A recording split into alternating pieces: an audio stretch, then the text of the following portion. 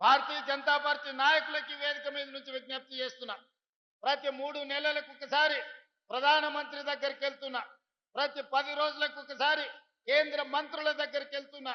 ఢిల్లీ నుంచి రావాల్సిన అనుమతులు, తేవాల్సిన నిధుల కోసం కేంద్ర ప్రభుత్వంలో ఉన్న పెద్దల్ని మేము ఎట్లయితే కలుస్తున్నామో రాష్ట్ర ప్రభుత్వానికి కాంగ్రెస్ పార్టీ మేమందరం బాధ్యత వహిస్తుండొచ్చు. మీరు రాండి, నిస్సందేహంగా మీకేం కావాలనో నిధుల గురించి చెప్పండి, తప్పకుండా చేయగలిగింది చేస్తాం. దీంట్లో రాజకీయాలు లేవు. మన ప్రాంతాన్ని అభివృద్ధి చేసుకోవాలి.